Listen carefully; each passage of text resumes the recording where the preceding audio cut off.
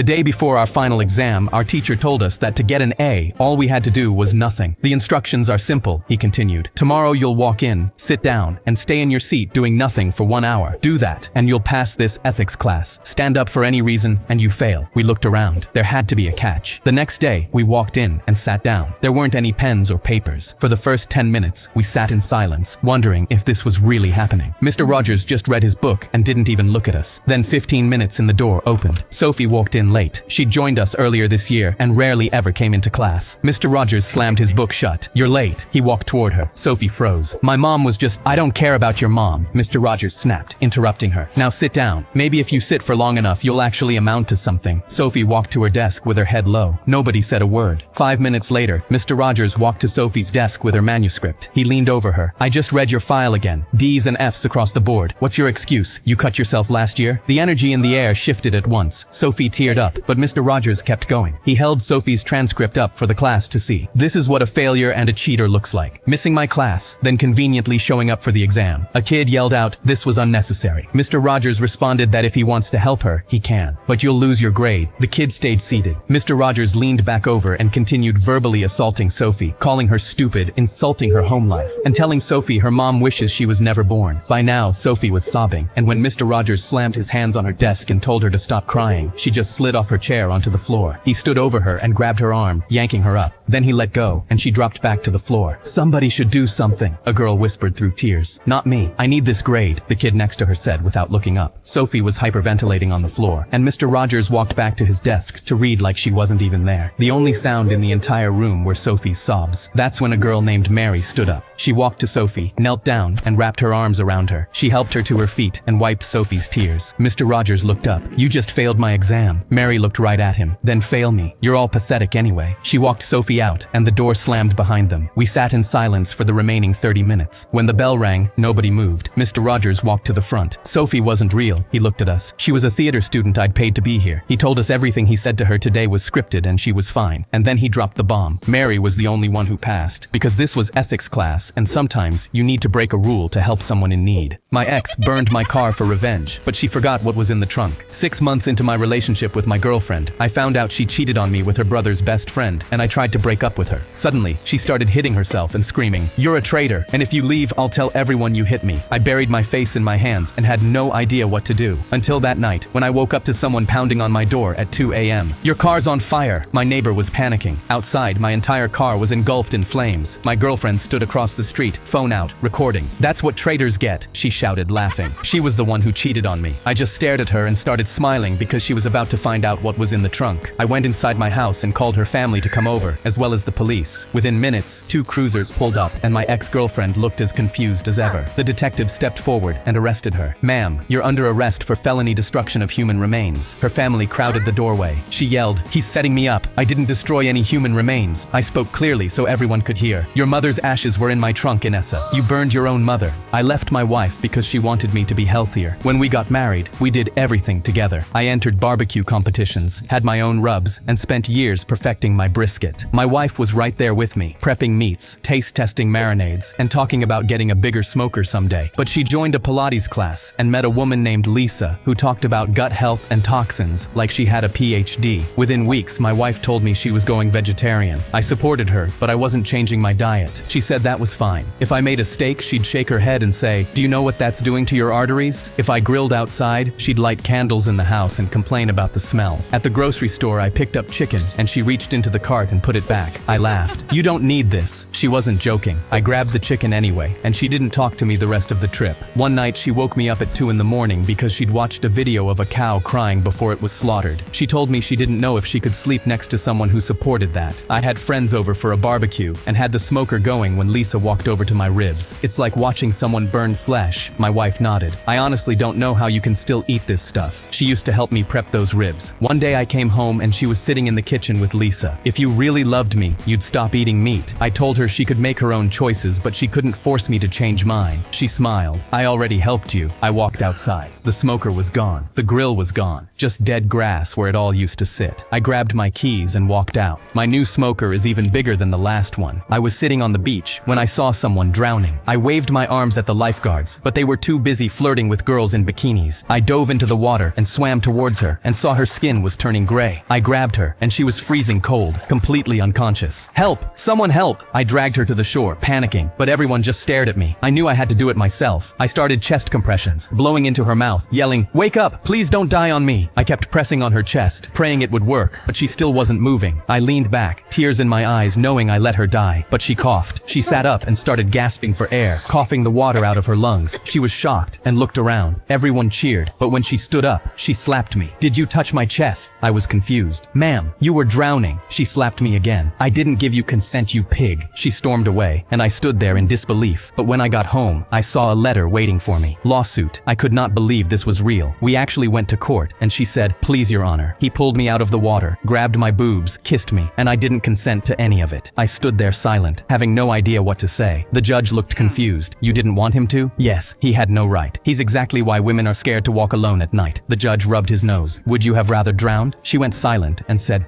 no. Why would I want that?" The case was immediately thrown out. In the middle of a hockey game, I noticed a young woman pressing her phone against the glass screen, not knowing she was going to change both our lives. As I walked past, she banged on the screen and pointed at her phone. It read, "The mole on the back of your neck might be cancer. Please see a doctor." I went to the doctors. They confirmed it was malignant melanoma that needed urgent removal. I underwent surgery where they removed the mole and surrounding areas to ensure all the cancer was gone. The doctors told me if they knew who that girl was, they'd thank her. She was my guardian angel. I issued a statement looking for her. After weeks of waiting, I finally found her. She agreed to meet so I could thank her face to face. She was a medical student, which was why she was able to spot it. I decided to surprise her. I invited her to the next game since she was a big fan, but what she didn't know was that our club would give her $10,000 towards her college tuition. Every time it rained, my dad pulled over and sat in silence for exactly 5 minutes. Didn't matter where we were or how late we'd be. Rain hit the windshield and he'd pull to the shoulder, put the car in park, and just sit there with his hands on the wheel. My sister and I would groan from the back seat. "Safety first, schedule second," he'd say without turning around. Mom would nod like stopping on a highway in the middle of a downpour was the most normal thing in the world. When my friends asked where I was, I'd text back, "Dad's doing his rain thing again." The day I got my own car, I swore I'd never stop for rain. After he passed, I was helping my mom clean out his garage and found a small wooden box on the top shelf behind his old uniforms. Inside was a purple heart and a folded letter in his handwriting. The first line said, "If you're reading this, I didn't make it home." Turns out his convoy was caught in a rainstorm in Afghanistan. 3 vehicles in a line. My dad stopped for 5 minutes to check something suspicious on the road. The vehicle in front kept going. It hit a landmine half a mile ahead, and everyone inside was killed. My dad watched the smoke rise through the rain on his windshield. If it weren't for those 5 minutes, he wouldn't have come home. The same 5 minutes my sister and I groaned through every time the sky opened up. Every time he stopped, he was honoring his fallen friends. It was the only promise he could keep for those who didn't make it back to their families. I put the letter back in the box, walked out to my car, and just sat there. Now when it rains, I pull over. "I'm sorry, Dad. My history teacher gave me an A for an empty shoebox." Mr. Bennett pointed at the board. "Pick a historical period and build me a time capsule. At least 5 period-accurate items." One group made papyrus scrolls, another brought fake Roman coins, and someone hand-painted a whole medieval shield. I picked the 90s. The night before it was due, I sat at my desk with nothing. No items, no supplies, and no time to get any. I snuck into my mom's closet and found a dusty box labeled High School Memories, dumped everything out, and kept the shoebox. Next morning, I walked into class carrying just that. When Mr. Bennett called my name, I carried the shoebox to the front and set it down. He lifted the lid, looked inside, and his face dropped. "Where's your time capsule?" "Right here," I said, pointing at the box. He leaned in like he missed something. "Is this a joke?" I held up 5 fingers. "This box contains 5 period-accurate items. Nothing, nada, zilch, zero, and absolutely nothing. Because in the 90s, procrastination was invented and perfected by teenagers who left everything to the last minute." Mr. Bennett stared at me so long my hands started shaking. He burst out laughing, slapped his desk, and wiped his eyes. "That's the most accurate 90s representation I've ever seen. I should know. I was the king of procrastination back then." He scribbled an A on my sheet with a note that said, "Historical accuracy and creative problem solving." The second my mom pulled up to my school, I saw she was mad. And as soon as I opened the car door, she held up my report card. "Are you kidding me? Not a single A on here." I tried to tell her I was sorry. I tried my best. She threw it at me. "Maybe if you didn't stay up all night tapping that dumb secret code on your brother's wall, you'd actually be able to focus." I felt my heart beating. I pulled out my phone to text my brother. "Mom's really mad. I think she might," but she grabbed it from my hand. Always on this stupid phone too. I could see her face turning red. But when I looked forward, "Mom, watch out." She saw the car too and screamed. It smashed right into us. Glass was everywhere, and I hit my head. I didn't know where I was. I tried to open my eyes, but nothing was moving. Then I heard someone, "Listen, kid, he's never gonna wake up." "No, please, he has to." It was my brother. I tried tried moving my hands, screaming. Nothing worked. But then, someone tapped my hand. I instantly recognized it. Chris, are you there? I squeezed my hand as hard as I could, but it didn't move. But he stood up. See you tomorrow, Chris. I felt a tear roll down my cheek. Someone else came in. We should just pull the plug. I'm not paying for a vegetable. We'll get more money from donating anyways. It was my mom. She was talking about selling me, but I was still here. Jake came back, tapping about his day. I knew I had to warn him. I squeezed my arm. It felt like concrete. Please, anything. They'll kill me. Then it twitched. He gasped. He ran out to grab them. That's just a reflex. No, it's him. You're talking to a corpse. That night, I heard my mom. He's gone. We need to pull the plug. I tried to move. Then, my shoulder twitched. My dad screamed. He moved. They were silent. If he wakes up, we get nothing. We need to get that paperwork signed. They ran out, and I knew I didn't have long. I felt someone tap my hand again. Chris, please wake up. They're gonna kill you. I squeezed. I needed a miracle. Then, my fingers moved. I said the first thing I thought of. SOS. Chris, I knew it. He instantly ran out of the room. Guys, he's awake. He's awake. They rushed in. I squeezed their hands. They saw it all. I heard my mom. He's still alive. We can't move him. But I knew what she said. That night, I tapped it all out to my brother as he wrote it down. He couldn't believe it. Then, when I finally opened my eyes, they gasped. My mom hugged me. Honey, you're alive. But I didn't hug her back. The doors opened behind them, and when the cops walked in, my parents looked nervous. What's going on? Can we help you? They were pissed. They slammed them both in handcuffs, and when they looked, Jake was holding up everything I said. I could barely move my arm, but used all my strength to raise my hand. Then my middle finger. I whispered to a dead calculator during an exam and accidentally became a school legend. Calculator 23 died 10 minutes into my AP Calculus exam. Black screen. Nothing. This test was 40% of our grade, and I was staring at a dead machine, so in desperation, I leaned over and whispered, "Come on, buddy, wake up. We gotta do some derivatives together." The screen flickered and came back to life. The girl next to me watched the whole thing. How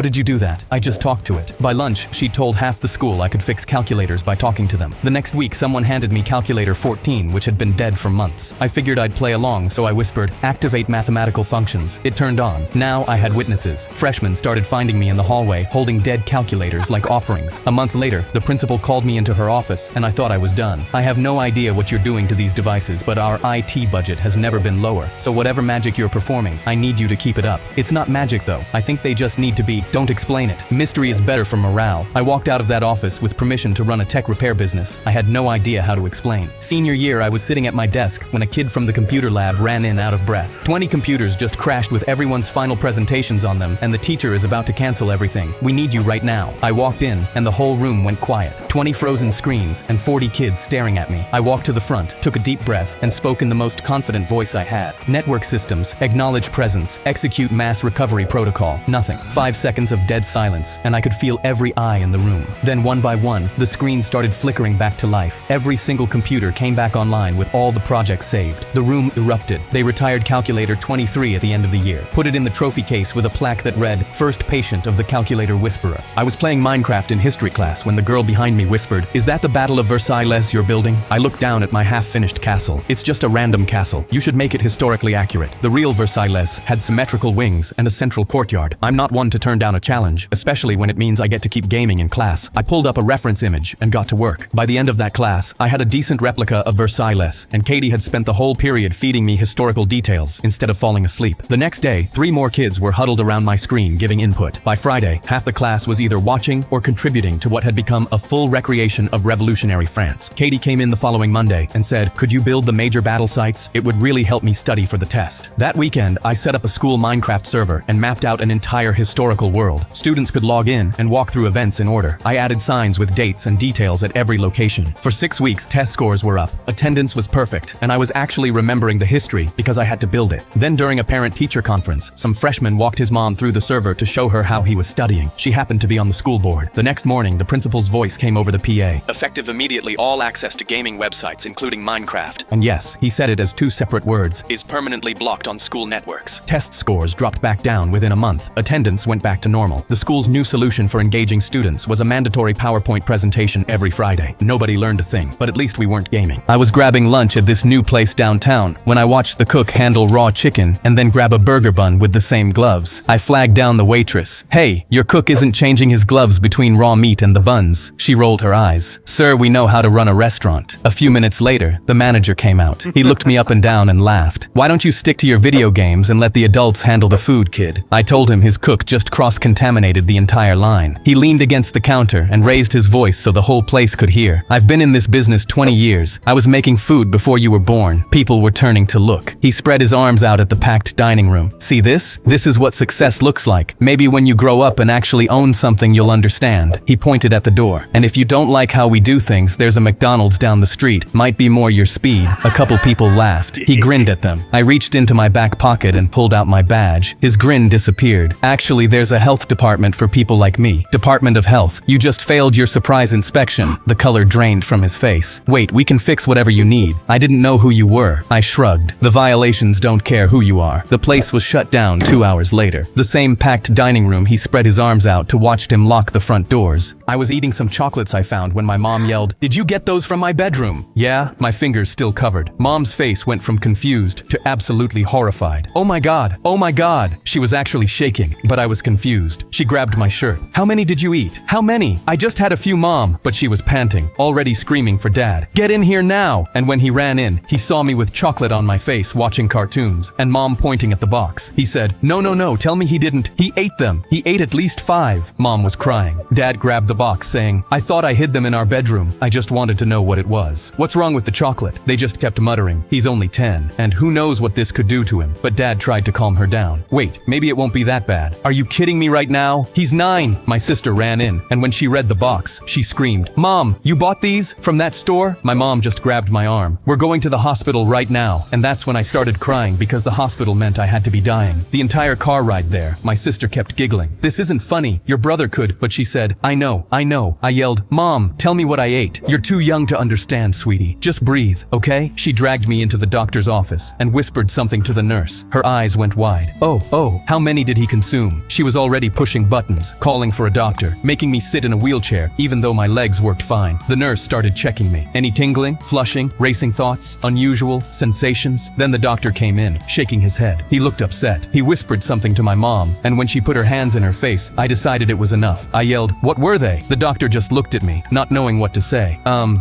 Then my sister yelled, they were freaky chocolates. They were so embarrassed, even the nurse laughed at them, and I can never look at my parents the same now. I was home alone when I heard my doorknob rattling. I'm blind, but I immediately recognized the voices on the other side of the door. Peter and Devin, the 2 older kids who threw the rocks at my face that blinded me. They forced the door open, and I sprinted to the counter for my phone. I slid my hands across every surface, but before I could locate it, I heard them in the living room. I ran upstairs quietly as I could and crawled under a bed, my heart pounding because how was a blind kid supposed to defend himself against 2 attackers? Then I smelled something I couldn't quite name yet, but it was strong. They were downstairs calling my name and saying they have my phone so they know I can't call for help. That's when I heard them splashing liquid everywhere. That same smell hit again, but now I recognized it. Gasoline. Why were they pouring gasoline? And before I could even think, Peter and Devin started going up the stairs. This is what you get for telling Stacy, Peter yelled. She won't go out with me now because of you. Devin called out that when they found me, they would carve out my eyes out since I didn't use them anyway, and started flicking a lighter saying this comes after. A door down the hall from me opened and slammed shut seconds later. Then another one closer. They were checking every room, and I heard Peter say, 2 rooms left, come out to play. I knew I had maybe 30 seconds before they found me, and did God knows what. That's when my hands felt a radio beside me, and I realized I was in my parents' room. I did the only thing I could think of, and slid out from under the bed, crawling to my dad's nightstand and pulling the drawer open. My dad worked on marine rescue boats, and kept his head torch there. It let him see for miles underwater, and was way too dangerous to look at directly. I started slamming my hands looking for it, and that's when the door handle turned. I found the head torch right at that moment, and faced the sound. Peter and Devin were in the doorway smiling with a knife. They lunged at me, but I turned the head torch on at the max setting. The light hit their eyes directly with the full force of an afternoon sun from 5 feet away. Their retinas burned through on impact, fully blinding them on the spot. They dropped to the floor and screamed in pain. I asked my daughter to send a photo of the man following her. When I saw who it was, I dropped everything and drove straight to her. It was 11 p.m. and I was still at the office when my 15-year-old daughter texted me, Dad, someone's been following me since 3 train stops ago. He has a knife. I'm scared. My heart dropped into my stomach. She sent me a pin drop of her location, and I was ready to call the police. I responded saying, try to send me a photo of who it is so I can describe him to the police officers. She sent it. I recognized him instantly. He was my psycho ex-wife's son. Me and my psycho ex-wife broke up years ago. Now her son was following my daughter through the city at 11 p.m. with a knife, and I had no idea why. Then she sent another text. I think he saw me take the photo, Dad. He's getting closer. I called the police while I sprinted to my car. They promised they'd be there soon. My daughter wasn't responding to me anymore. When I finally made it over the Brooklyn Bridge to Manhattan, I found my daughter sitting on the steps right outside of a Barnes & Noble's, sitting beside my stepson. I beeped my car horn, and she waved, smiling. She looked completely fine, no injuries. I parked as fast as I could and ran up to them. "What the hell is going on?" My daughter stood up and interrupted me. "Dad, relax. It's okay. He just needed to find us." I sat down on the steps and looked at my ex-wife's son. He wouldn't make eye contact with me. He was way too skinny, wearing a jacket even though it was summer. His hands were trembling. "Why were you following her? And why the F did you have a knife?" I asked, unable to hide my anger. His voice was barely above a whisper. "Because I didn't know how else to find you. The knife was just to keep myself safe because I hate the city. I'm sorry for scaring you, sir." He was so fragile that my guard immediately dropped. He turned to my daughter like he was looking for her approval to continue talking, and she nodded silently. He spoke. "My mom is crazy," he started, and I laughed because I knew he was right. But then he continued. "She hits me all the time, with whatever she can find. I've tried to get help, but she hits herself too. And she threatens to tell people that the injuries were from me, so I can't tell anyone." There were tears streaming down his face, and my daughter gave him a hug. He spoke. "I knew I had to find you. You're the only adult that knows who my mom really is, and you're the only adult who's ever been nice to me." I just sat there looking at this kid. Long story short, we filed adoption papers, and that's how my stepson became my actual son. My teacher barged in sweating and screamed, "Does anybody here know a lawyer?" Before we could respond, Mr. Scully opened his drawers, shoving papers into his bag, and I saw something black and metallic fall in too. He screamed again, "Does anyone know a lawyer?" I don't know why, but I raised my hand. "My uncle." His head snapped. "You, with me, now." He rushed to me and physically dragged me out. We reached the parking lot where his car was already running with its doors open. But just as we were about to get in, two police cruisers pulled into the school entrance. Mr. Scully went pale and quickly shoved us in, immediately flooring the accelerator. He ducked and shoved my head down too. We drove past the cruisers without seeing the road. When he told me I could sit up, I reached for the door handle, but it had the child lock enabled. Mr. Scully clenched his jaw. "I just need your help. Then you can go. Call your uncle and tell him I'll pay triple." I didn't want to, but when I saw the metallic object sticking from the bag at his feet, I realized I had no choice. I called my uncle, but Mr. Scully snatched my phone. He turned the camera to prove I was safe, and after explaining everything, my uncle told us to come to his office. When we arrived, Mr. Scully dumped his bag on my uncle's desk. Skydiving licenses, photos of a woman, a laptop, flash drives, but the metallic object wasn't there. "I'm being accused of my ex-wife's death, but I didn't kill her, I swear," he said. My uncle asked questions, and Mr. Scully explained his ex-wife and her new husband had a skydiving accident where Mr. Scully worked over the summer. Their equipment failed, but my uncle noticed the official report showed Mr. Scully had signed off on their equipment being safe. My uncle made a face and quickly said he needs to talk to me alone. We walked to the bathroom, but I saw Mr. Scully's eyes go wide. My uncle wrote me a note. He did it. I know when they're lying. I already texted 911. Play dumb until they arrive. I was sweating because I now had to act for my life. We opened the bathroom door, and Mr. Scully was there with the gun pointed at us. "You think I'm guilty?" My uncle put his hands up, realizing he had to drop the act. "I'll defend you, but I can't if you hurt us." Mr. Scully hesitated, then he pressed the gun against my ribs and told us to walk. In the office, he kept it at my ribs. "One wrong move and I'll fire." I kept thinking about how police were coming, and how if they barged in, he'd shoot me. Mr. Scully pulled up the videos he took of them falling and his diary. They saw me and didn't even recognize me. He grabbed her hand on the way down and held it the whole time. It was beautiful to watch. My uncle was on his phone, pretending to take notes, but actually communicating with the officers. But Mr. Scully noticed him. "What's that?" He lunged at my uncle, and that's when the front door exploded open. Cops ran in. Mr. Scully whipped his gun around and aimed it at me. I covered my face, ready to die, and heard him pull the trigger. His gun went off, but I felt nothing. I opened my eyes and saw Mr. Scully on the floor, having shot himself in the head. I made more money than I ever had in my life, and I've never felt more broke. It started when my manager caught me eating an expired yogurt out of the dumpster on my lunch break because I couldn't afford to buy one inside. He fired me on the spot. With rent due and no job, I was up late scrolling Craigslist, looking for anything that could save me. That's when I saw a posting that said, "Professional line stander needed, $25 an hour." I immediately called the number that night, and by the end of the week, I was standing outside a bakery at 4 in the morning, waiting for croissants going to some celebrity's birthday party. $200 for standing still. I paid rent that month for the first time in 3. The next call was $500 to wait in line at a hot dog cart and throw 2 hot dogs in the trash right in front of the girl working the counter, his ex. I watched her face drop as I dumped them in the garbage. I felt sick walking away from that one, but I used the money to move into my own apartment that week. The gigs kept coming and the money kept climbing. New clothes, a car that actually started, bills paid before they were due. Then I got a call from some executive who wanted me at a children's hospital to stand in line with the families and time how long each kid's treatment took. I walked in and saw parents holding their sick kids waiting for their names to be called. A little girl in a wheelchair rolled up to me and tugged on my sleeve. "Are you here for treatment too?" I looked down at her. "My mom says I'm getting better, but I think I'm gonna see my daddy in heaven soon. I miss him. I looked at the clipboard in my hands. I set it on the chair and walked out. My phone rang the entire drive home. I never picked up. The money was good, but I felt like I was losing a piece of myself with every gig. I work at a grocery store now. It pays less than the line work, but they let me take home the expired food instead of firing me for eating it. The school bully slammed his hands down on the table in front of me, and I knew my day was about to get worse. I was just sitting down at my usual table in the cafeteria when I heard the dreaded sound of Leo's voice. His dad was the town mayor, and he could get away with murder. The teachers all turned a blind eye when they saw him hurting someone. He wasn't afraid to get physical with people, but lately, he has been targeting me. I jumped when he slammed his fist down on the table in front of me. Then he grabbed my tray of food and dumped the hot chili all over my head, smearing it into my hair. Instead of running off, I stood and faced him, anger filling me as I felt the chili seep through my clothing. It was disgusting and I was pissed. For once, he looked a little nervous as silence fell over the students in the cafeteria. "Aren't you going to run away?" he asked. I laughed coldly. "Someone needs to stand up to you," I snarled. Leo's eyes widened in surprise and he quickly stepped away from me. He turned and quickly walked out of the cafeteria. A moment later, he brought a teacher into the room just as a murmur began rising. A hush fell over the crowd again. "What is going on?" the teacher demanded. Leo had fake tears in his eyes as he pointed at me with a shaky finger. "He was bullying me," he sobbed. "He took my lunch and then dumped it all over himself for some reason." It was such a ridiculous accusation that I couldn't help snorting. A scatter of laughter washed over the students. "Principal's office," he growled. "Now," I stared at him. "No," I said coldly. "Go," the teacher snapped, "before I have to call your parents." "Wait," a girl at another table called suddenly. "I have the whole thing on video. If you don't do anything about Leo, I'll be posting the video to the internet and it will go viral." Leo instantly paled, and so did the teacher. "Delete the video," Leo said. The girl shook her head and smirked. "You're done, Leo." "My dad will kill me," Leo pleaded. I said, "Promise to stop the bullying, and you need some sort of consequence for all the stuff you've done in the past." The teacher sighed. "Let's go, Leo," he said. "Principal's office and I'll be calling your parents." He grabbed Leo's arm and dragged him out of the cafeteria. The girl came up to me with a sly smile and showed me her phone. I stared at the blank screen in confusion. She laughed. There was no video. "When I was 8, my dad got called into school because I'd been bullying other kids again, and the principal wanted to expel me. But my dad put his hand up and said to give him 1 week. My dad came home and asked why I was bullying kids, and when I replied because they have a happy family unlike me, so they deserve it, my dad gave me a teddy bear and gave me one rule. The next week I was at my mom's house, and just like dad asked, put the teddy bear on the top shelf. Then, I proceeded to put down the teddy bear by one shelf. Each time my family made me unhappy. Mom's boyfriend called me useless all week, and she didn't defend once, so by Friday, I'd put the teddy bear all the way to the floor. My dad came to pick me up and saw the teddy bear. He asked me what the teddy did to deserve getting put down. I said, "Deserve? He didn't do anything to deserve it?" That's when he asked me, "So, now, what about the kids? Do they deserve it?"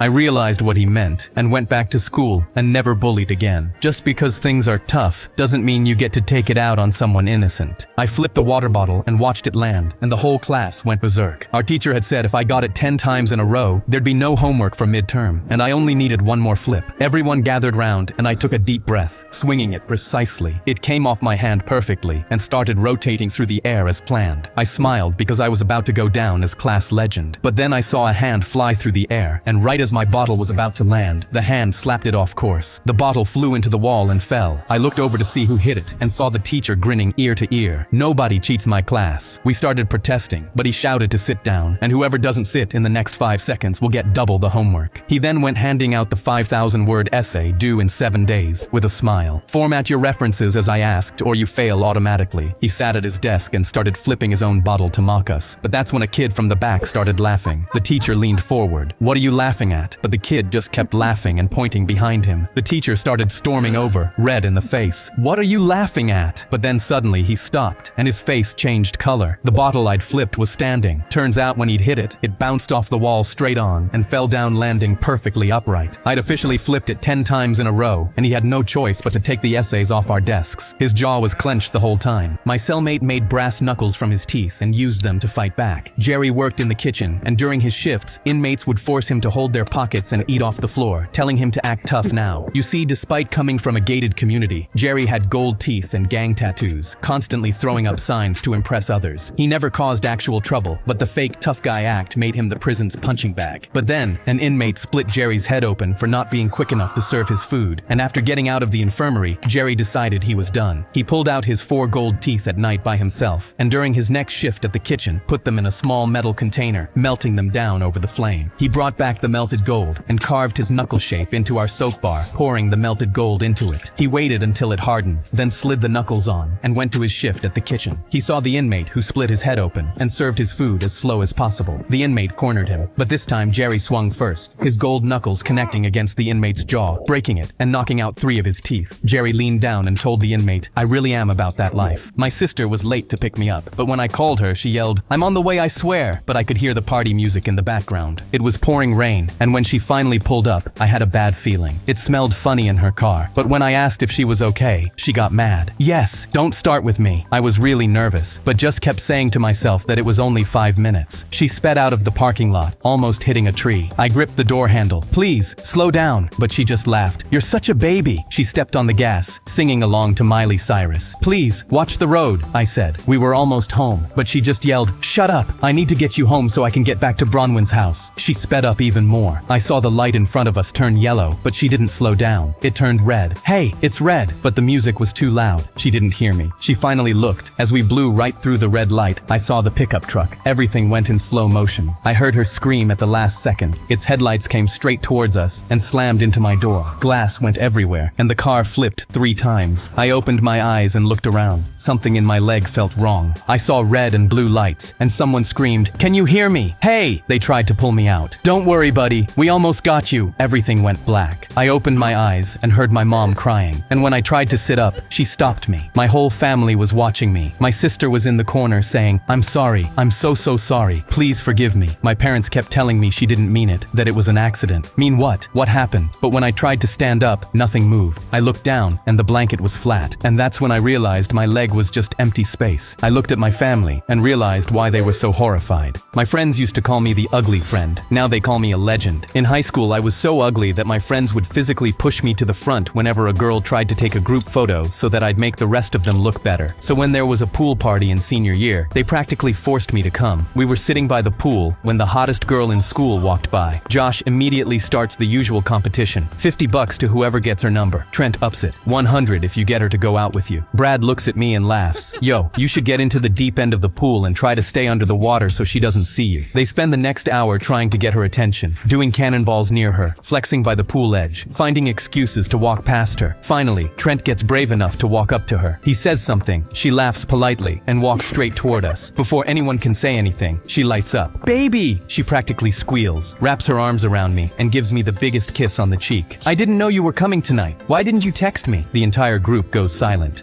Babe, these are the friends I told you about," I say quietly. She laughs. "Wait, these are the guys who call you the ugly friend?" She touches me. I'm literally at his house every night. He's the only guy at Blake's party who didn't try betting money to see who could kiss me. Then she walks away, leaving my friends in complete silence. 6 months? Josh finally whispers. That night, I got 15 apology texts. Our family was extremely poor, but then one day my 12-year-old brother started coming home with extra cash, new sneakers, and gold watches. I instantly asked, "Where did you get these?" And he just shrugged. Kids at school give me stuff for winning games, but he was in 6th grade. Who gives out gold watches for winning rock, paper, scissors? I was confused and worried, so after work the next day, I followed him after school. I saw him rounding the corner of the gym building, and minutes later, I heard aggressive shouting coming from there. I ran over and saw a crowd of kids in a circle chanting and yelling, "Get him! Swing!" And when I pushed through, my stomach dropped. This was a fight ring, and my 12-year-old brother was in the middle getting swung at by a 12th grader. My heart broke, and I felt like a failure. My little brother thought he had to put himself through beatings to put food on our table. I started pushing through the crowd to pull him out, but then I froze. My brother slipped the punch and cracked the bigger kid with a right hand that dropped him. The crowd went crazy, but I just froze. My brother had never trained a day. The kid got back up. "Come here, you brat!" But my brother put him down again. Just like that, the kid was out, and my brother raised his hands in the air. The organizer took off his sneakers and handed them to my brother. Everyone cheered, and I did too, before quickly catching myself and sneaking out. I knew instantly my brother had talent, so I walked to the sketchy gas station nearby and applied for an overnight job immediately. When my brother came home, I said, "I found some extra money Granddad left us. I want to put you in a boxing gym." He looked at me suspiciously. "This place is rough. I want you to be able to defend yourself." He stared for a long moment, then agreed. My brother never found out about my second job, or that I knew about the fight ring, but now he's a professional boxer who got our family out of poverty. He still thinks Granddad left that money. My roommate had a black card but lived off instant ramen. I never understood why, because he could buy our entire cafeteria if he wanted to. That was until the night his dad took us out to celebrate my roommate's perfect GPA at a 5-star restaurant. He walked in already tipsy, bragging about his new yacht before we even sat down. The waiter brought out a $200 Wagyu steak. His dad cut one piece, chewed it, and spit it right onto the white tablecloth. "Too well done," he said loud enough for the entire restaurant to hear. "Bring me another and get me the chef." The chef came out trembling. This tiny lady who looked like everyone's grandmother. His dad made her stand right there while he ate the new steak bite by bite. Dry on the second piece, bland on the third. She just stood there with her hands folded, staring at the floor. My roommate sat through the whole thing, shoulders hunched, eyes on his plate, like this was just another dinner. When his dad left the table for a business call, my roommate got up and pulled the chef aside. He handed her an envelope with his saved-up meal plan money. "For the staff's dinner," he whispered. "And I'm sorry about him." That's when it clicked. He wasn't broke. He was giving his meal plan money away every month. The ramen was a choice. He'd rather go hungry than become his dad. He'd been going to her kitchen every Sunday for months, learning to cook. Last week he opened his own restaurant. Anyone who disrespects his staff gets banned, even his dad. My son finally beat the old man in chess, and it was the worst mistake of his life. My son sat down to play for the first time, and the old man laughed. "Are you ready, kid?" 10 moves later it was over. My son stared dumbfounded, but the old man was already resetting the pieces. This time, halfway through, the man stopped my son's hand as he was about to move his knight. "Not there. Look at the board." He pointed at the queen. I saw it click, and his eyes lit up. From that day on, my son said, "I'm going to beat him, just watch." And we came to the park every day to play. One day, it was pouring rain, but the man was still there with an umbrella propped over the board. That was the day my son took his bishop for the first time. The man laughed. "You're getting dangerous, kid." But then one afternoon, the man wasn't talking. He was staring at the empty bench beside him. My wife used to sit here and watch me play. She was all I had. My son got up, walked around and hugged him. Then he sat back down and pushed his pawn forward. The next day, the man handed my son a chess book. Inside the cover was written, "For Daniel, can't wait to teach you." My son looked up. "Who's Daniel?" The man's eyes dropped. "My son. He passed before I got to teach him, but now I get to teach you." He opened to chapter 1 and pointed at a diagram. "This is how you open against a queen's gambit." Over time, the games kept getting closer. My son was now seeing 3-4 moves ahead, and one day after a close loss, the man smiled at my son for a long time. "I think you're finally about to beat me." Then the day finally came. 6 months after he first sat down, my son moved his queen slowly across the board. Checkmate. He jumped up and pumped his fist, turning to me with the biggest smile I'd ever seen. Then he turned back to the old man. "Good game." He reached out his hand, but the man didn't move. He was just sitting upright, leaning back against the chair, staring with these wide eyes. My son's smile dropped. I walked over and tapped the man's shoulder. He slumped over the table, and I realized he was dead. He'd held on just long enough to see my son win. My dad walked into my room on my 18th birthday and slid a book across my desk. He looked me right in the eyes and said, "It's time you pay your dues." Instead of wishing me a happy birthday, he was demanding I owe him $280,000 for raising me. He didn't even let me speak before sliding a pen on top. I picked up the book and opened it. The first page had a charge for the hospital the day I was born. I looked up at him. He crossed his arms and nodded at the pen. I kept flipping, and everything was listed from the baby formula to the winter coat he bought me when I was 6. My dad tapped the desk. "Just sign it." I turned to the last page and my hands stopped. He'd added today's birthday dinner to the total. The cake my mom baked that morning was listed at $14. I looked up at him and realized that in his eyes, I was just a human ATM. I closed the book and tore it in half. "Do you even love me?" He lunged across the desk and grabbed me by the shirt. "Give me my money." I pulled his hands off me and stepped back. He shoved the torn pages in my face. "If you don't give me what you owe, you are no longer part of this family." "Then I'm not." I walked out of the house with nothing. He followed me to the driveway screaming. I got in my car and drove away. I had nothing, so I worked 3 jobs just to afford a room. And it wasn't until 5 years later, when I was sitting in an office working on my business, that I saw my dad again. I looked out my office window to see him in the parking lot on his hands and knees in a suit picking pennies off the pavement. He couldn't get a single one from me, so he spent his time collecting them off the ground.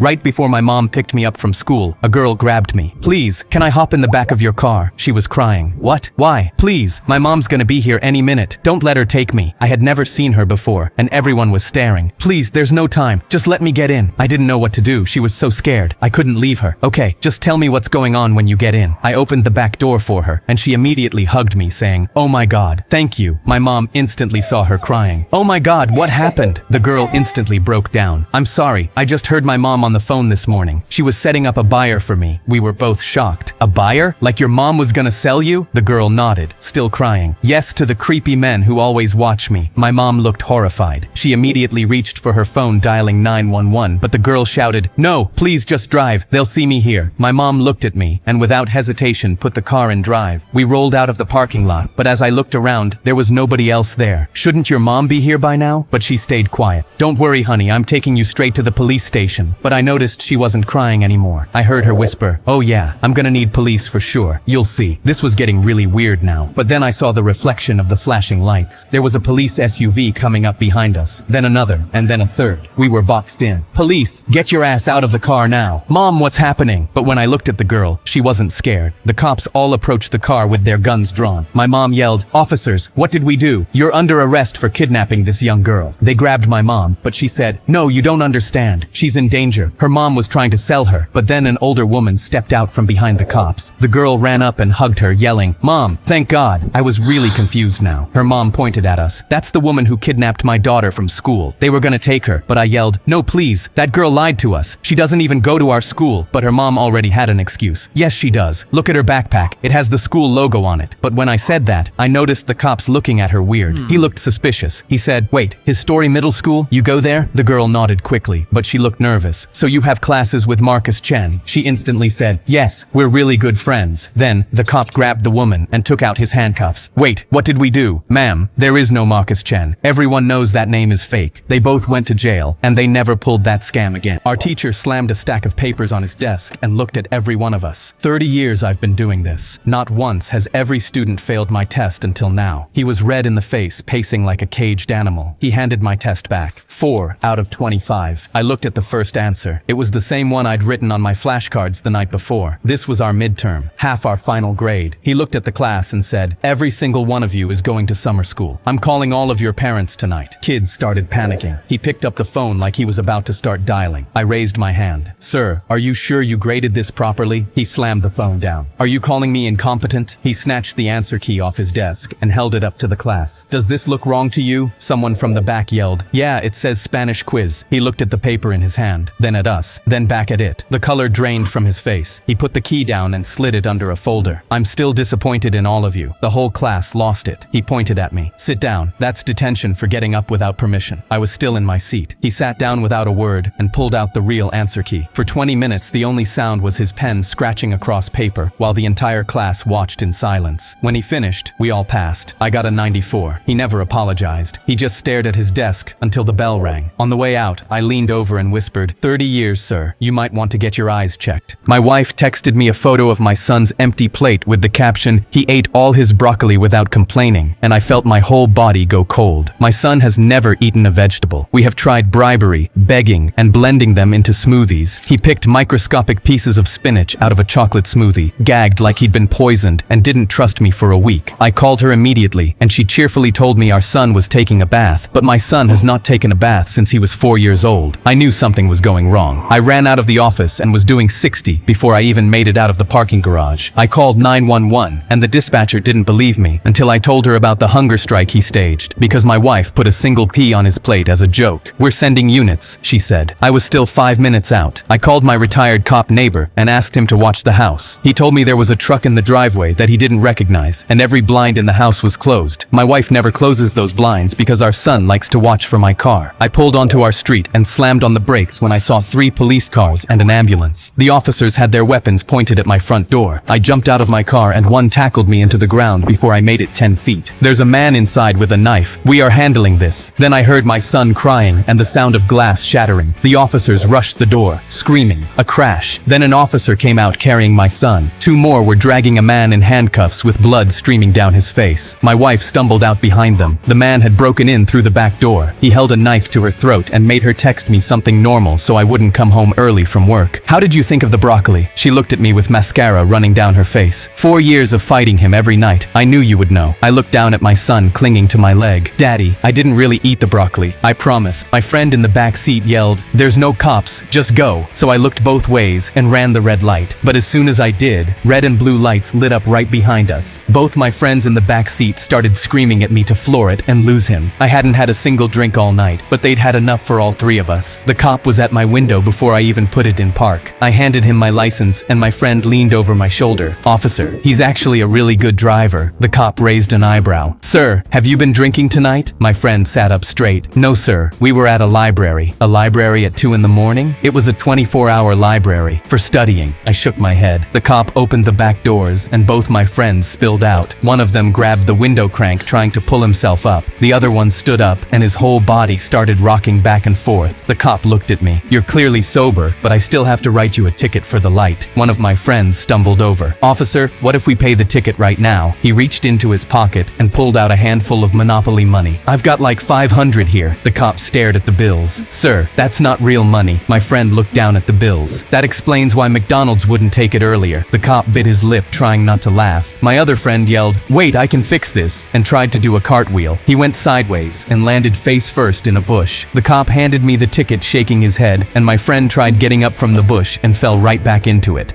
I cracked open my first can of the 100 energy drinks and clicked record on my camera, ready to break the Guinness World Record for no sleep of 11 days and 25 minutes. I had insomnia and figured it would be easy. The first 24 hours flew by and I posted how simple this was. But then 3 days in, I started seeing shadows, hearing voices, and my girlfriend's face suddenly distorted into creepy shapes. 6 days in, I had to buy more energy drinks and could feel stabbing pains in my heart. 192 hours in, I had to call a doctor friend on standby because there were only 2 ways this challenge was ending: me at the finish line or me at the morgue. 9 days in, I lived on the floor, hiding from the skinwalkers around me who wanted to peel off my skin. Day 11, I was hooked up to an electroshock machine so I'd stay awake. When the challenge was over, a doctor told me I'd permanently damaged my brain, reducing my IQ by 25 points. And when I emailed Guinness World Records, I got a reply saying they find my attempt admirable. But if I'd looked through their website, I would have seen they no longer recognize new attempts as official, as they don't want to encourage people destroying their health. The emo kid came into class with a giant black duffel bag. The class turned around and watched in horror as he tore it open. Inside was a batch of bright cupcakes. We were all shocked because it was the first time anyone had seen him smile, but as he started to give them out, he passed by my table and whispered, "This is how I wanted to say goodbye before tomorrow." I didn't know what he meant, and I made the mistake of thinking it was just a weird joke. But the next morning, I was sitting in class when I heard my principal shouting on the intercom, "There's a shooter. Everyone go into lockdown." Our teacher ran to the front of the class to lock the door as fast as he could, but it was too late. The glass of our classroom door shattered into pieces as a bullet went through it. We all ducked under the tables to hide, and as I glanced up, I saw the emo kid's face through the window. For a second, we locked eyes, and he hesitated to shoot again, and I was hoping he would spare my life. But he fired again. This time, the bullet missed me by less than 2 inches, but he wasn't giving up. He walked up to me and stood over me, pointing the device right at my head. He looked at the uneaten cupcake on my table, and I thought that would make him even more mad. But that's when he completely broke down and started to cry. My heart was pounding out of my chest because I didn't know what he was going to do next. But he lowered his device and began to whisper so quietly I could barely hear him. He said, "You left the cupcake on the table. You remembered." I just nodded. You see, me and the emo kid used to be childhood friends, and when his mom was in the hospital with cancer, I was the only one in our class who went to the hospital with him. I never knew what to say, so I just brought her cupcakes because she was always the one who baked them for us. She smiled and said, "Save me one for when I come home from the hospital." She never came home, and after that, I promised the emo kid I would never eat a cupcake again. And now he was realizing that I kept my promise. He dropped to the ground and began to weep.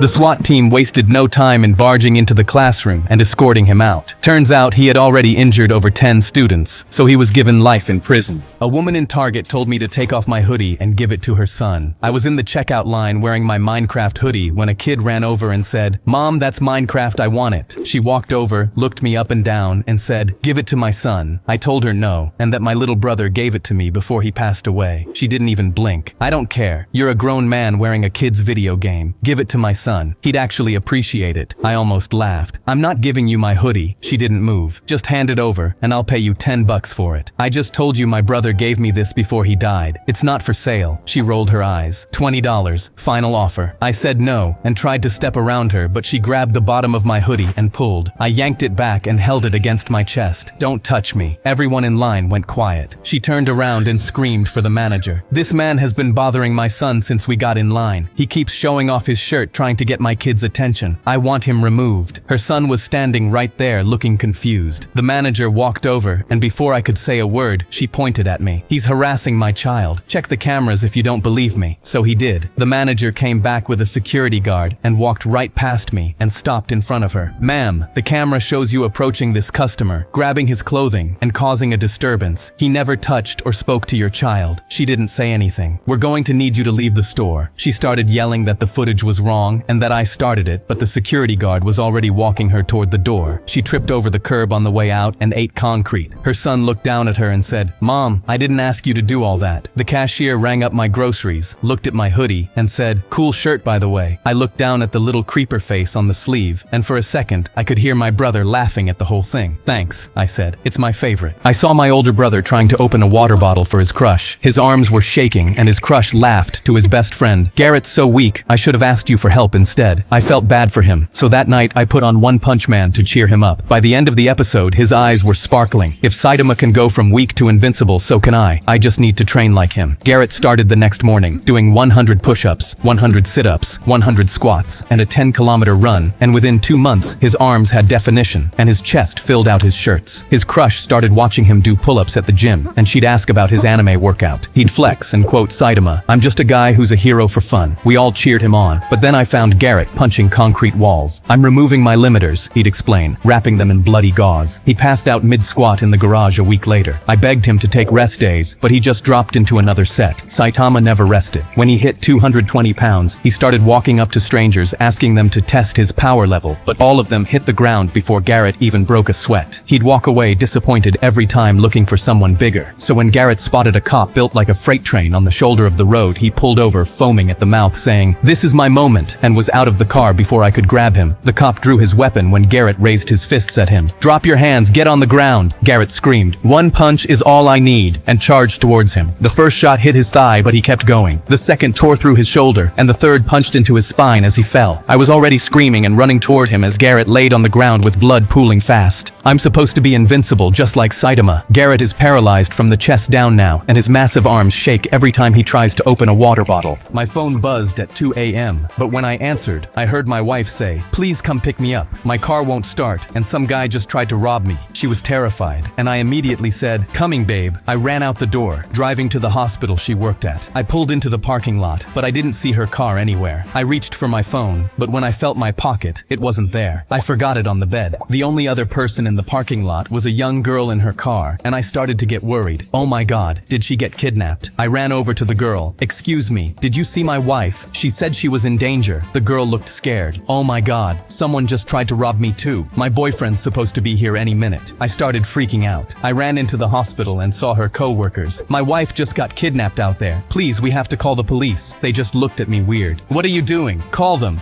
Your wife isn't working tonight. Are you sure it was her?" I stood there confused. I used their phone to call her, and when she picked up, she was screaming, "I knew you were cheating on me." I was so confused, but then it hit me. I went back outside to the girl. I asked to see her phone, and when I checked, I saw she accidentally dialed my number. We were both in shock, and I rushed home. My wife was crying, and I begged her to believe me. She heard me say, "Coming, babe," before I left, and was beside me the whole time. She started calling divorce lawyers, threatening to leave me, but then suddenly came home smiling, saying sorry for not believing me. Because while she was at work, someone said, "Did you hear about that girl who accidentally called someone's husband to pick her up, and that idiot actually showed up?" After my sister's funeral, I learned a language only a tiny portion of the human population knows. I watched a specific episode of Teen Titans Go on Repeat, where all the characters spoke Pig Latin, which I forgot I had learned until high school. My teacher, Mr. Ham, was a huge language geek and got a kick out of acting like he was smarter than everyone else. One day, I missed an assignment and apologized to Mr. Ham. He said, "Aid, ik pay up yai ayai ukpe om time say upidstay," which means pick up a book sometime, stupid. I completely understood him but said nothing. Turns out, he talked crap about every single student in Pig Latin. To the girl students, he'd say, "Our yai is bianle ugsjai arayai oingai otai astaway," which translates to, "Your lesbian looks are going to waste." I'd see him look at kids with disabilities and hear him say, "America's yai exne itest bray homeless hay," meaning America's next brightest homeless. But I knew Mr. Ham's biggest secret. For my next essay, I wrote it in Pig Latin, explaining how I found his degree was actually a 3-month certificate program in South America. America, just to learn English. The next day he pulled me aside. He told me, please don't ruin this all for me. I told him I didn't understand, and to repeat it in pig Latin. That's what this is about? I'll stop speaking it. Please, keep quiet. It was too late. Before I submitted my essay, I already sent a full 15-page document exposing Mr. Ham to the school district. How up it'd stay of me.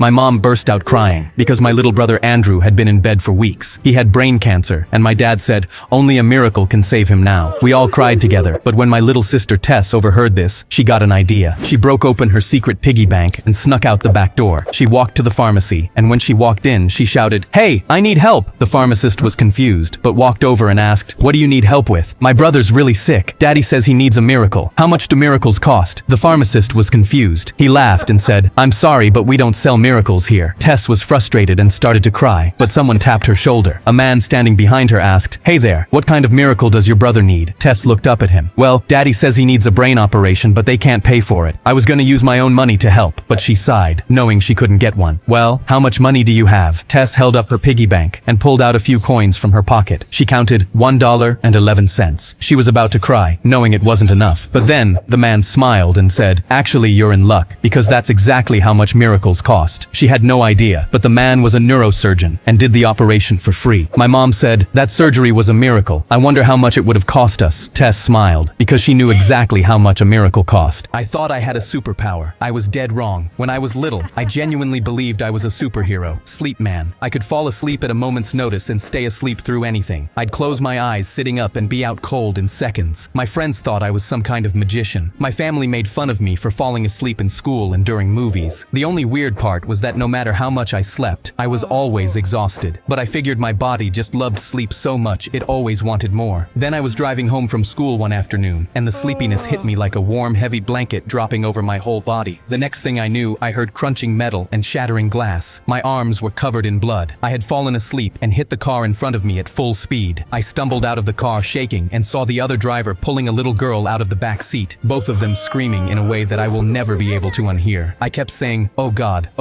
I'm sorry, but they couldn't hear me over their own sobbing. When my blood alcohol came back clean, they sent me to a specialist who told me the devastating truth. I didn't have a superpower. I had narcolepsy. I can't drive anymore because there is no predicting when my brain will shut off. I wanted to be a teacher, but I can't be responsible for a room full of kids when I might collapse mid-sentence. The gift I bragged about my entire childhood ended up taking everything I thought my future would be. But the worst part is that little girl. She's in a wheelchair for the rest of her life because I thought falling asleep was my superpower, when really it was my curse. I thought one of my daughters was pregnant, but the truth was even crazier. I stared blindly at the positive pregnancy test in my 4 daughters' bathroom. I snagged the test and marched out to the living room where my daughters were chatting. Red in the face, I screamed, "Which one of you is pregnant?" Betty, my oldest daughter, screeched. "What?" Amy, the second oldest, yelled. "Who's pregnant?" Freya, the third oldest, muttered in disbelief. "What the frick?" Tina, the baby, said. "This is better than live TV." "Who is pregnant?" I demand in fear. Tina answers. "Don't look at me. I've barely gotten to first base. Remind me to have a talk with you about snakes and plums," I said to Tina, realizing she needed to have puberty and laying with another talk. "What was that?" I questioned Amy as she mouthed the words. I couldn't help but suspect that Amy was pregnant. "I like girls, Dad," Amy shouts. "So girls kiss better than guys?" Tina asked, confused. "At least with you, Amy, I don't have to worry about underage pregnancy," I say to Amy, ignoring Tina's question. "Dad!" Amy shouts in embarrassment. "I haven't done the tango yet, Dad," Betty said almost proudly, which I already knew. "Do you have anything to say for yourself, young lady?" Freya, I questioned. "I'm not dumb, Dad," Freya countered. "I am on the shot. My boyfriend or ex-boyfriends all wear willy wrappers, and I'm constantly making sure I don't get pregnant," Freya states factually. "You are grounded till you move out," I told her. "What? Dad, that's not fair. Plus, I am being smart about it, unlike someone in this household," Freya defends herself. "Yet, I suspect you the most," I explained. Amy reiterates Tina's earlier words. "This is definitely way better than live TV," Tina states. "I know. Just tell me the dang truth," I plead in frustration. "I am, but you're not seeing it," Freya snapped right back. "I didn't raise my daughters to be liars," I told Freya in disappointment. "You don't think I know that, Dad? I am telling you the dang truth," Freya pleads. "Prove it then," I say. "How?" Freya stutters out nervously. "Take a pregnancy test," I state. "Do we even have a pregnancy test?" Freya asks. "I will go buy one. Yes or no?" I say in a fake calm. "Fine, go buy the test," Freya says. I could hear my 3 daughters placing bets on if Freya's pregnancy test would come up positive or negative when I came back home. "You have to wait 7 minutes," Freya states matter-of-factly. Exactly. I have done this with your mother a handful of times. I snark with a slight bite in my tone. I am too young to be a grandfather, I thought pitifully. Will any of you help me with the groceries? My wife and mother to our daughters called out. Before I suddenly remembered the pregnancy test and looked, then my wife saw it.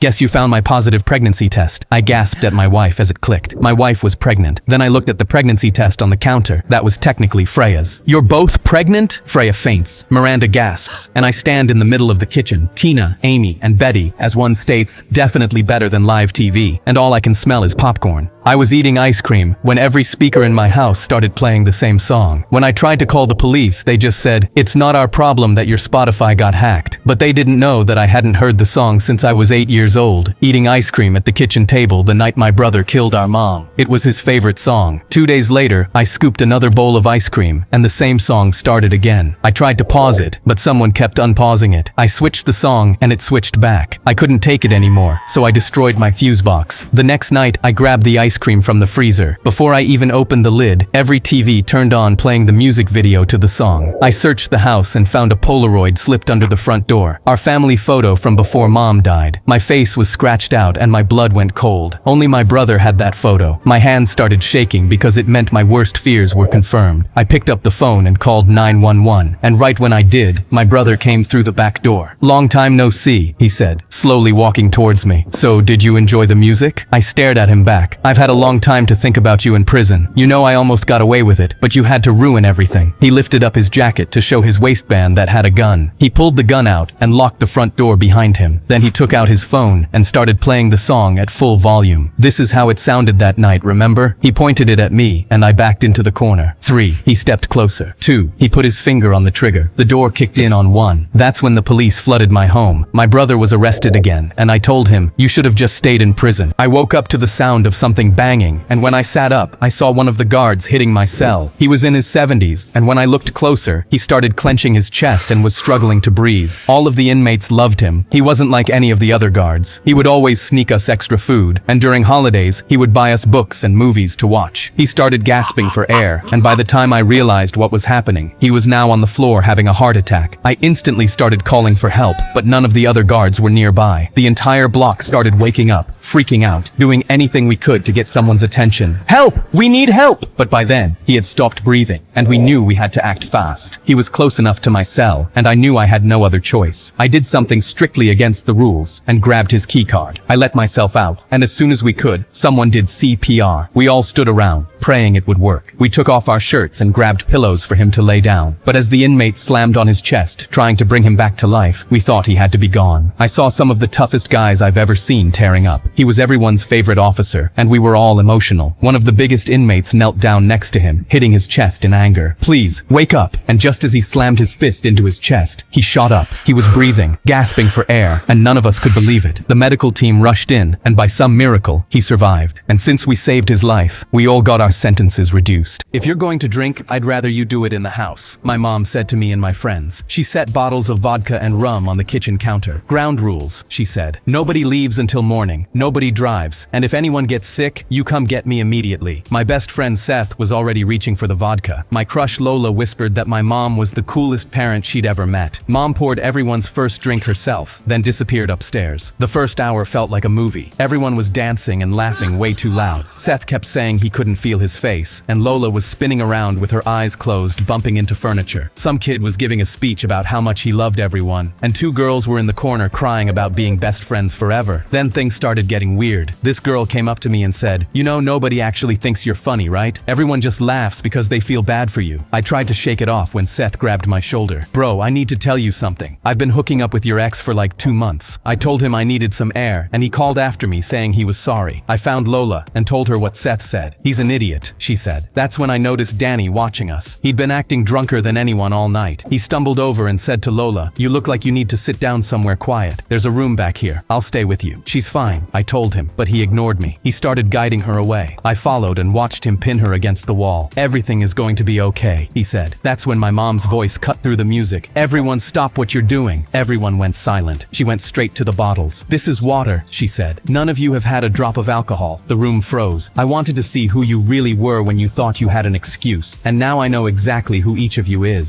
Her eyes locked onto Danny. You thought she was drunk, and you tried to get her alone in a bedroom. He started to speak, but she cut him off. You knew exactly what you were doing. She made every person at that party call their parents and explain what they did. My parents walked into my room mid-game and unplugged my console. My dad held up my report card with a D in algebra and said, "No more games until your grades come up." The next day, I walked into the kitchen and told him my friend started a study group at his house. My dad dropped me off that first night and watched me walk in with my backpack. He saw textbooks on the table and drove away smiling. My friend's mom sat us down and made us do homework for the first hour. The second that hour was up, my friend turned on Fortnite and we gamed for the rest of the night. When my dad picked me up, he asked how it went. I told him we studied the whole time. He squeezed my shoulder and said, "That's my boy." Every night after that, he'd pull up during the first hour and peek through the window. Textbooks out, homework spread across the table. By the time we switched to Fortnite, he was long gone. One night, my friend's mom came outside and told him, "Your son's been making my boy actually do his homework. He never used to."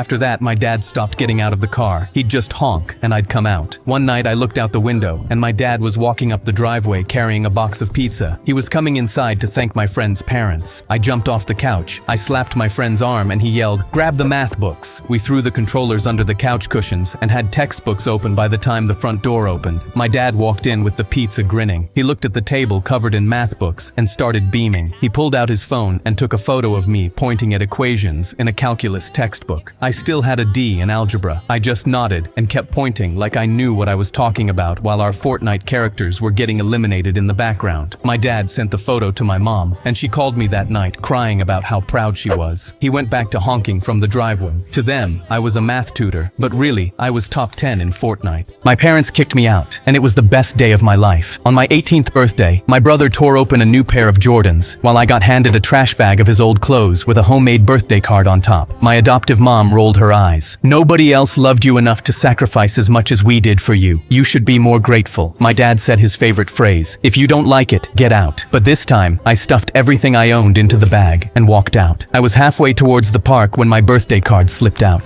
I looked inside for money and saw someone left their number on the back. I recognized it as my aunt's. I texted her what happened. "Now that you're 18, are you ready to meet your bio parents?" She picked me up that night and handed me her phone. I've had this saved for 18 years. My bio mom's Facebook page. Every year on my birthday, she posted the same thing. My baby photo, my name, and "Please help me find my son." When my bio parents opened the front door, they hugged me tighter than anyone had before. My aunt drove off, and my mom walked me inside to a table full of food. But I started crying. "Why did you give me up?" She squeezed my hand. "We were 16. Our parents didn't give us a choice, but we never stopped loving you." When I reached into my trash bag to grab tissue, my bio parents gasped. "Are those your belongings?" I told them that was everything I owned. They opened it up. "Why don't you have nicer things?" I shrugged. "They spend most of the money on my brother. We've been sending them money every month for you for 18 years. My bio dad immediately pulled out his phone to call his lawyer. They sued my adoptive parents for every penny they stole, and my adoptive parents lost the house, so they had to sell all my brother's designer clothes just to survive.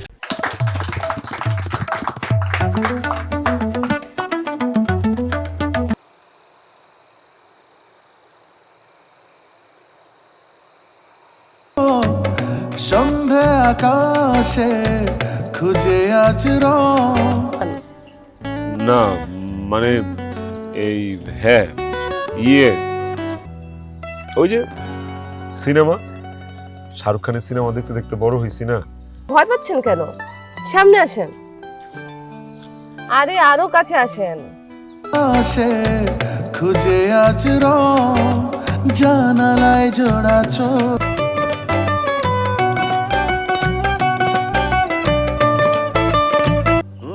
আগে দায়িত্ব ছিল না, তাই হারানোর ভয়ও ছিল না, আর এখন দায়িত্ব আছে। তুই ছাড়া কিন্তু আমার কেউ নাই। হ্যাঁ আমি জায়গায় থাকতে পারবো না, তুই ঘুমাই পড়। আচ্ছা আমি যাইতেছি।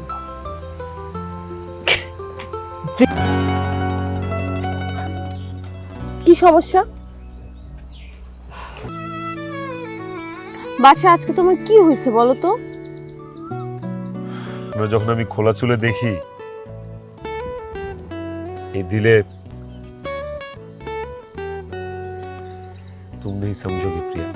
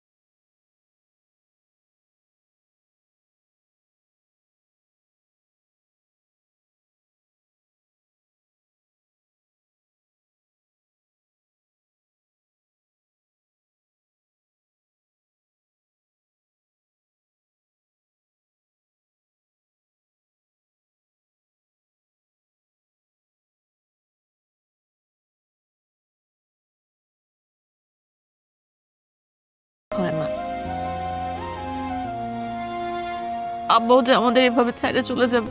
বোমে মরিচ, খুব ভালো হয়। বোমে মরিচ দেন।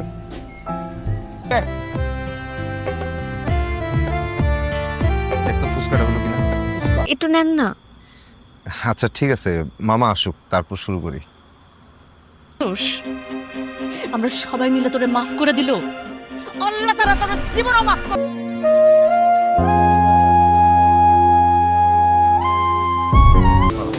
সুস্থ মানে হ্যাঁ নাচবেন না কোনো বিবেকবান সুস্থ কারণ এরকম ব্যবহার করছিল ওই দিন। পানিটা খাও। আহা বসতে দে, বসেন না।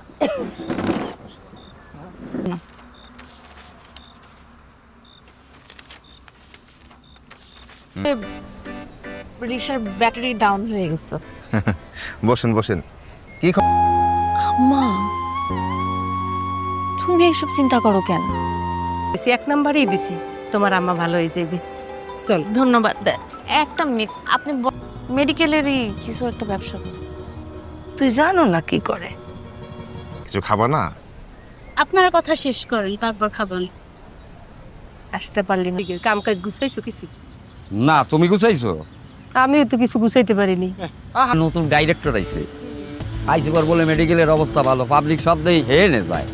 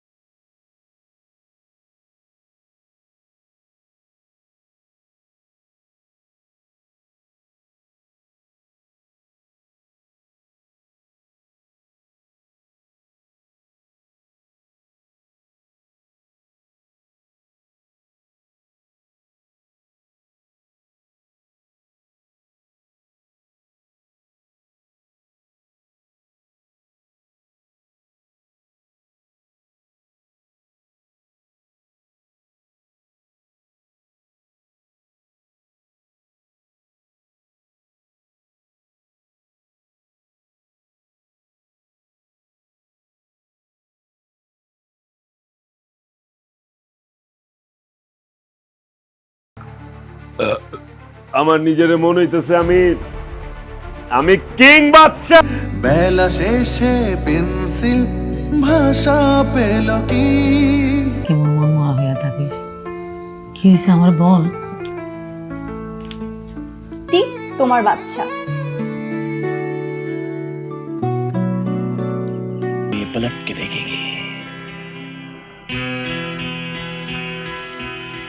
এমনি সূত্রাবো আমি জানি না। আমার কাছে আইডিয়া আছে। জামশেদ চাচার খবরে নিয়ে গেছে মানে উনার কাছে ঢুকছিল তাই। আলার পুদায় পোলাপান ডাকছে।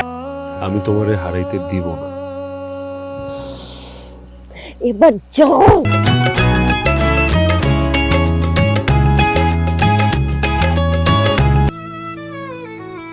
বাচ্চা, আজকে তোমার কি হয়েছে বলো তো? আবার চুরি করছে। আজকে একদিন কি তার একদিন আমি তার কাছে টাকা এলাম আমার জমা।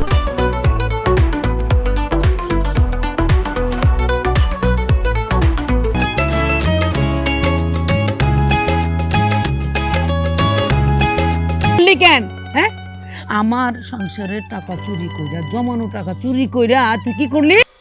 এত বেলা করে ঘুমাইতে চলবো?